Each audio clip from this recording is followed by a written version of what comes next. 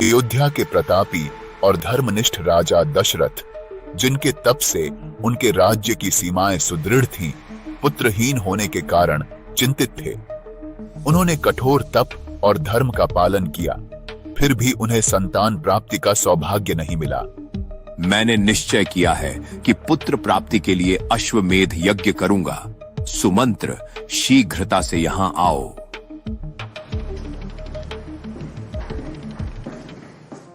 हे सुमंत्र, शीघ्रता से हमारे गुरुजनों और पुरोहितों को बुलाओ। यज्ञ के लिए उनकी सलाह और मार्गदर्शन आवश्यक है। मंत्रियों के आगमन पर राजा दशरथ ने उन विद्वान ऋषियों और ब्राह्मणों का आदर पूर्वक स्वागत किया। हे ऋषियों, मैंने धर्म का पालन किया है, फिर भी पुत्र प्राप्ति का सौभाग्य मुझे नहीं मिला है। मैंने अश्वमेध यज्ञ करने का संकल्प लिया है। कृपया आप सभी मिलकर यह बताएं कि यह यज्ञ सफल कैसे होगा। हे राजन, आपने उचित निर्णय लिया है। यह यज्ञ निश्चित रूप से तुम्हारी मनोकामना पूर्ण करेगा। यज्ञ के लिए आवश्यक सभी वस्तुओं को एकत्रित करो और यज्ञ के लिए सरयू नदी के उत्तरी तट पर स्थान का चयन करो। राजन, चिंता न करें, आपका संकल्प निश्चित रूप से पूर्ण होगा। यज्ञ निर्विघ्न रूप से संपन्न होगा।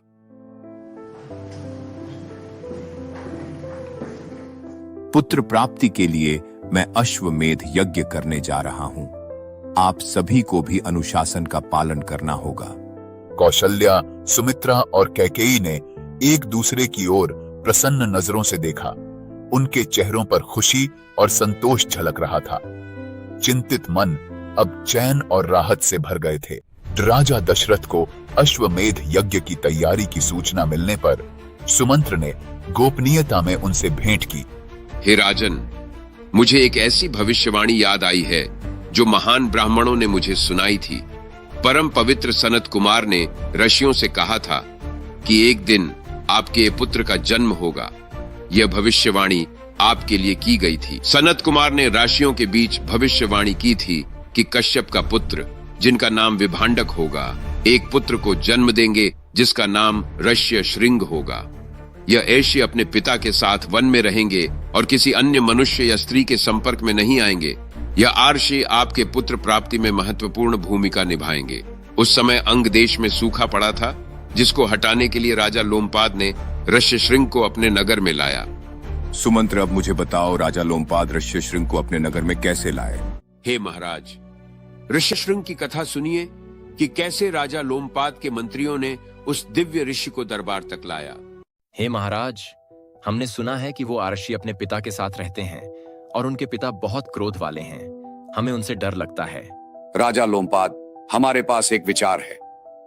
वह युवा आर्षि अभी तक अपने आश्रम से बाहर नहीं आए हैं। सुंदर कपड़े पहने महिलाओं को भेजा जाना चाहिए।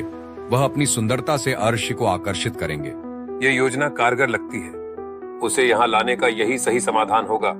उन्हें यहाँ लाने के बाद अपनी कन्या शांता का विवाह उनसे कर दीजिए। ऋष्यशृंग जंगल में तपस्या में लीन हैं और उन्हें बाहरी दुनिया का कोई ज्ञान नहीं है। स्त्रियां सुंदर वस्त्र पहनकर वन की ओर चल पड़ी और ऋष्यशृंग के आश्रम में पहुंची। ऋष्यशृंग पहली बार किसी आकर्षक महिला को देखते हैं और तुरंत मंत्रमुग्ध हो जाते हैं। हे सुंदर देवी, तुम कौन हो? इस अंधेरे जंगल में तुम कैसे आए? हे महान ऋषि, हम आपके अतिथि बनना चाहते हैं। क्या आप हमें अपने आश्रम में आमंत्रित करेंगे? ऋष्यशृंग ने उन्हें पारंपरिक रूप से अपने आश्रम में आमंत्रित किया और उन्हें फल और मूल परोसा, लेकिन वे महिलाएं अपने साथ मिठाइयां लेकर आई थीं ऋष्यशृंग को लुभाने के लिए। ऋष्यशृंग ने पहले कभी ऐसा भोजन नहीं चखा था, इसलिए उन्होंने इसे प्रसाद के रूप में स्वीकार कर लिया। अगले दिन महिलाएं वापस आ गईं। ऋष्यशृंग के मन में बेचैनी थी। इस बार उन्होंने ऋष्यशृंग को अपने यहां आने का निमंत्रण दिया और ऋष्यशृंग उनके साथ शहर की ओर चल पड़े। जैसे ही ऋष्यशृंग ने नगर में कदम रखा, देवेंद्र ने अपना आशीर्वाद बरसा दिया। बारिश होने लगी और लोग खुश हो गए। राजा लोमपाद ऋष्यशृंग के स्वागत के लिए पहुंचे और उनका सम्मान किया। हे ऋषि, आप मेरे नगर में आए, उसके लिए धन्यवाद। कृपा मुझे आशीर्वाद दीजिए। जिसे आपके पिता मुझ पर क्रोधित न हों और मेरी पुत्री से विवाह करके मेरा उद्धार करें।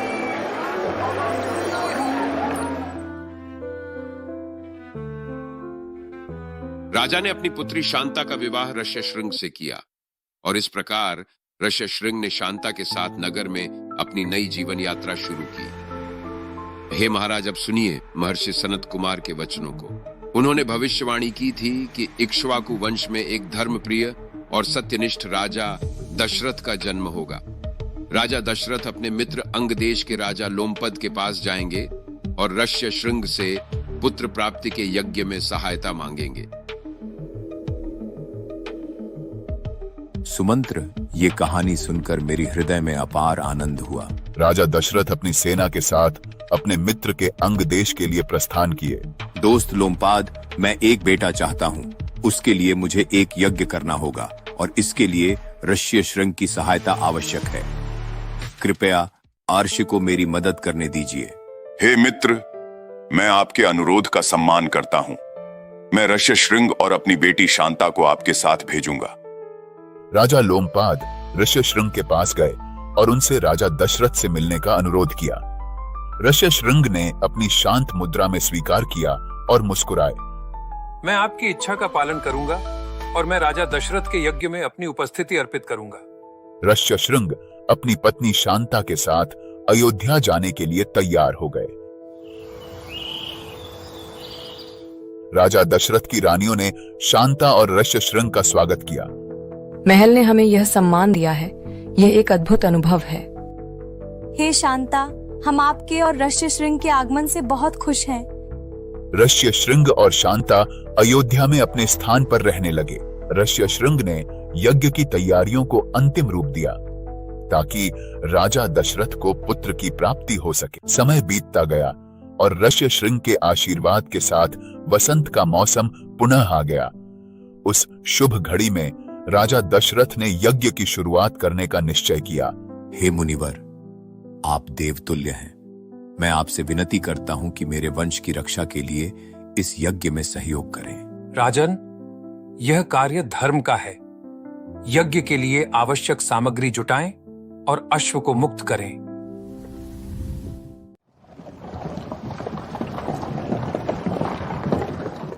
महर्षियों, राजा दशरथ ने यज्ञ की शुरुआत के लिए आपको सादर आमंत्रित किया है। कृपया उनके बुलावे को स्वीकार करें। हम सभी राजन की सहायता के लिए तैयार हैं। चलिए, हम शीघ्र अयोध्या पहुंचते हैं। हे मुनिवर, पुत्र प्राप्ति की मेरी इच्छा आज तक पूरी नहीं हुई। मैंने इस उद्देश्य से अश्वमेध यज्ञ का संकल्प लिया है।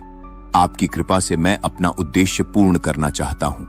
राजन, आपका यह संकल्प धर्म संगत है। आपको 4 पराक्रमी पुत्रों की प्राप्ति होगी।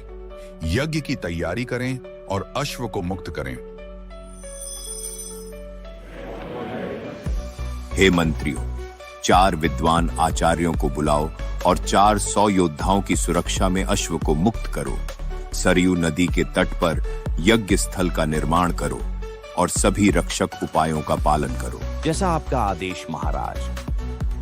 राजमहल से लेकर सरयू नदी के तट तक हर स्थान पर मंत्रोच्चार और वेद पाठ की गूंज थी। राजन, हम यज्ञ की हर तैयारी में पूर्ण तत्परता से लगे हैं। यज्ञ में कोई विघ्न नहीं आएगा। ब्राह्मणों के आशीर्वाद और मंत्रियों की तैयारियों को देखकर राजा दशरथ संतुष्ट हुए और अपने निजी कक्षों में लौट गए।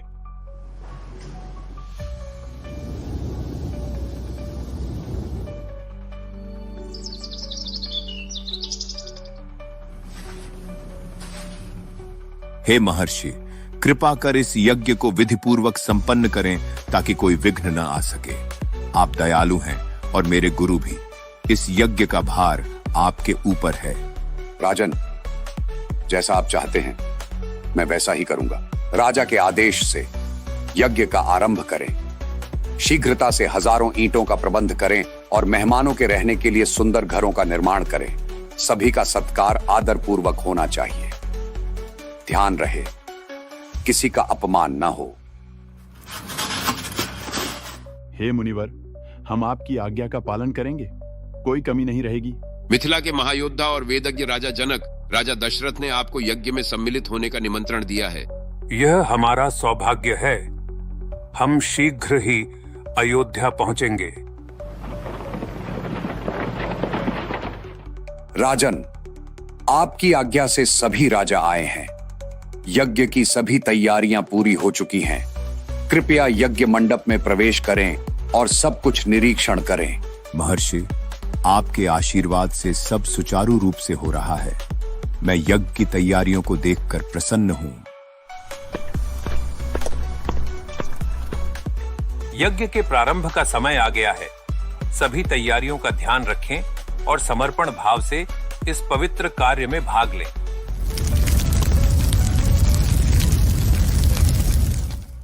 प्राचीन परंपराओं के अनुसार यज्ञ की शुरुआत हुई। राजा दशरथ और उनकी रानियों ने विधिवत मंत्रोच्चार के साथ यज्ञ में भाग लिया। अयोध्या की हवाओं में धर्म और आस्था की गूंज फैल गई। 1 वर्ष तक अनेक प्रदेशों में भ्रमण करने के बाद अश्व सरयू नदी के तट पर लौट आया। राजा दशरथ ब्राह्मणों के साथ यज्ञ की अग्नि के पास खड़े होकर खुश होते हैं।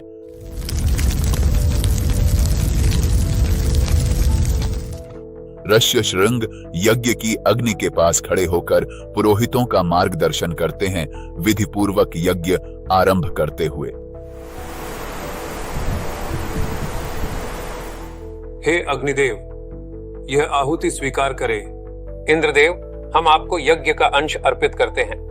दशरथ और ब्राह्मण सोमरस ग्रहण कर शांति अनुभव करते हैं। फिर दशरथ मुस्कुराते हुए सोने के सिक्के और उपहार बांटते हैं। यहाँ भोजन और वस्त्र प्राप्त करें। यज्ञ स्थल पर सबके लिए समुचित व्यवस्था की गई है। रानी कौशल्या अश्व को श्रद्धा से स्पर्श कर पवित्र जल अर्पित करती है और अंत में उसे स्नेह पूर्वक सहलाते हुए विश्राम का आश्वासन देती है। हे महर्षि ऋष्यशृंग, आप मुझे बताइए, मैं और क्या करूं जिससे मुझे संतान सुख प्राप्त हो सके। हे राजन, चिंता मत कीजिए। तुम्हें 4 पुत्रों का वरदान मिलेगा जो तुम्हारे वंश को आगे बढ़ाएंगे। महर्षि ऋष्यशृंग ने गहरे ध्यान में लीन होकर राजा दशरथ की ओर देखा और कहा, हे राजन, मैं पुत्र कामेष्टि यज्ञ का आयोजन करूंगा जो अथर्व वेद में वर्णित है। यह यज्ञ आपको संतान प्राप्ति में अवश्य सहायक होगा। ओम स्वाहा इंद्राय स्वाहा। यह यज्ञ पवित्र है। हमें यहाँ अवश्य उपस्थित होना चाहिए। हे ब्रह्मा जी, कृपा कर इस संकट को समाप्त करें। हे भगवान, राक्षस रावण ने आपके वरदान का दुरुपयोग कर हमें सदैव भयभीत कर रखा है। वह हमारे लिए एक भयंकर संकट बन चुका है।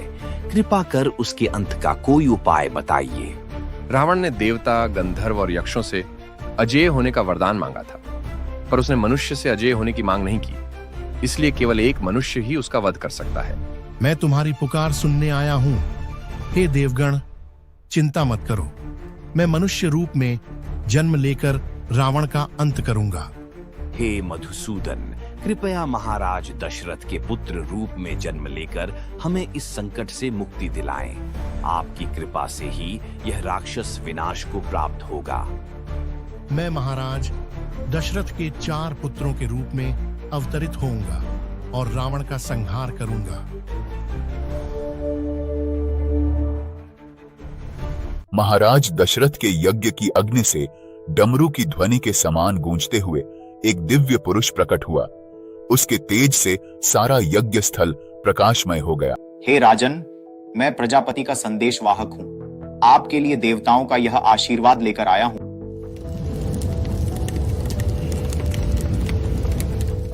दिव्य दूत स्वर्ण पात्र में पायस अर्पित करते हैं और दशरथ आदर पूर्वक ग्रहण कर माथे से छुआते हैं, आभार व्यक्त करते हुए। अब मेरा कार्य पूर्ण हुआ। मैं प्रजापति के पास लौटता हूँ। तुम्हारे लिए शुभ हो। राजा दशरथ के चेहरे पर प्रसन्नता और आशा झलकती है। राजा दशरथ ने अपनी रानियों के बीच पायस को बांटा। हे महारानी, इस पायस को ग्रहण करो और पुत्र प्राप्ति का आशीर्वाद पाओ। उन्होंने आधा भाग रानी कौशल्या को, 1/3 रानी सुमित्रा को और शेष 8वां भाग रानी कैकेयी को दिया।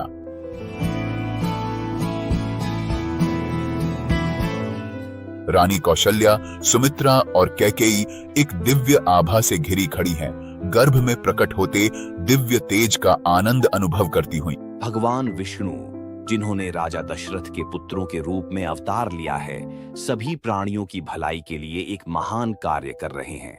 तुम सभी को भी वन रूप धारण करके उनके इस कार्य में सहयोग देना चाहिए। हे देवगण, आप में से कुछ महान वानरों के रूप में अवतरित हो, जो तेजस्वी, युद्ध कौशल में निपुण और श्री राम की सहायता में समर्थ हों। मेरे पुत्र बलि, तुम्हारा जन्म धरती पर महान कार्यों के लिए होगा। सुग्रीव, तुम में मेरी शक्ति और तेज होगा। धरती पर तुम्हारा योगदान अनमोल होगा। तार, तुम युद्ध में अजेय रहोगे। गंधमादन, तुम्हारी शक्ति से शत्रु कांपेंगे। नल, तुम्हारी कुशलता से विजय श्री राम की होगी।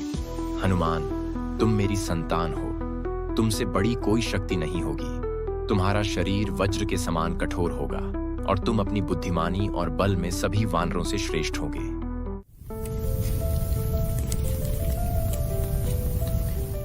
देवताओं ने आहुति स्वीकार कर ली। अब यज्ञ सफल हो गया है। यज्ञ की पूर्णता से मुझे पुत्र रत्न की प्राप्ति की आशा है। अब मैं अपने परिवार और सेना के साथ अयोध्या लौटता हूँ। 6 रथुओं के बाद चैत्र मास की 9वीं तिथि को शुभ नक्षत्रों के संयोग में रानी कौशल्या के गर्भ से राम का जन्म हुआ। साथ ही रानी कैकेयी से भरत और सुमित्रा से लक्ष्मण और शत्रुघ्न का जन्म हुआ।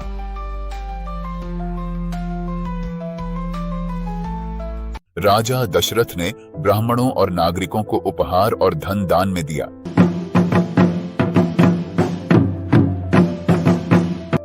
राम, भरत, लक्ष्मण, शत्रुघ्न, ये नाम यशस्वी होंगे। इनसे वंश की कीर्ति बढ़ेगी। राजा दशरथ और रानियां नवजात राजकुमारों संग इस पावन क्षण का आनंद लेते हैं। कौशल्या के पुत्र का नाम राम होगा, कैकेयी के पुत्र का नाम भरत और सुमित्रा के पुत्रों का नाम लक्ष्मण और शत्रुघ्न होगा। एक दिन जब महाराज दशरथ अपने मंत्रियों और पुरोहितों के साथ सभा में बैठे थे, महर्षि विश्वामित्र का आगमन हुआ। राजा दशरथ को सूचित करो कि मैं विश्वामित्र उनके द्वार पर उपस्थित हूँ। हे महाराज, महर्षि विश्वामित्र द्वार पर आपकी प्रतीक्षा कर रहे हैं। हे महान ऋषि, आपका अयोध्या में स्वागत है। कृपया इस आसन पर विराजें। हे महान ऋषि, आपके आगमन से मुझे अपार प्रसन्नता हुई है। कृपया बताइए, आपके इस आगमन का क्या उद्देश्य है? हे राजन, मैं आपके पास एक विशेष उद्देश्य से आया हूँ। मुझे आपके पुत्र राम की सहायता की आवश्यकता है। हे नरश्रेष्ठ, जब मैं अपने यज्ञ के अनुष्ठान में लीन होता हूँ, तब मारीच और सुबाहु नामक 2 राक्षस जो मायावी हैं, मेरे यज्ञ को नष्ट कर देते हैं। मेरी शक्ति के बावजूद यज्ञ की समाप्ति के समय वे रक्त और मांस से वेदी को दूषित कर देते हैं। हे राजन, आप वीर राम को मेरे साथ भेजें। मैं उनके लिए कई विद्या सिखाऊंगा और उनके गुणों से तीनों लोकों में उनकी कीर्ति फैलेगी। हे राजन, राम के रहते हुए राक्षसों का विनाश निश्चित है। श्री राम के गुणों को श्री वशिष्ठ और अन्य आर्षि भी भली भांति जानते हैं। यदि आप इस संसार में अमर कीर्ति और पुण्य की प्राप्ति चाहते हैं, तो श्री राम को मेरे साथ जाने दें। नहीं, ये कैसे संभव है? राजा दशरथ का हृदय व्याकुल हो उठा और वे अचेत होकर सिंहासन पर गिर पड़े। ऋषि विश्वामित्र मन ही मन विचार करते हैं कि राजा का मोह स्वाभाविक है, लेकिन उनका पुत्र संसार का वीर योद्धा बनेगा।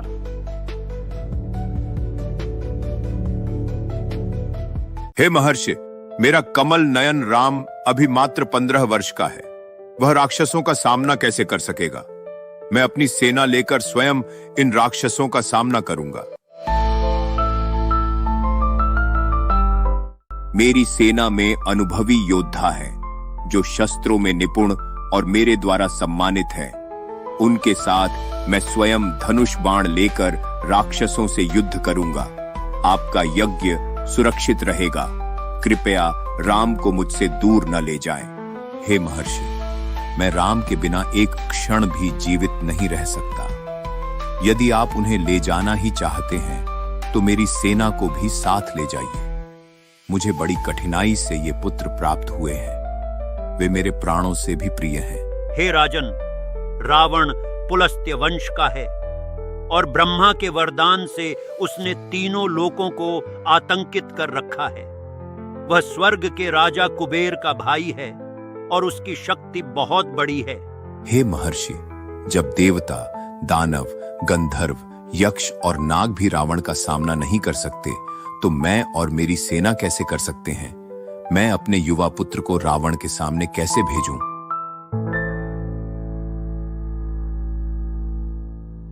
राजा दशरथ की बातों ने महर्षि विश्वामित्र के क्रोध को और भड़का दिया। उनका चेहरा क्रोध से तपने लगा।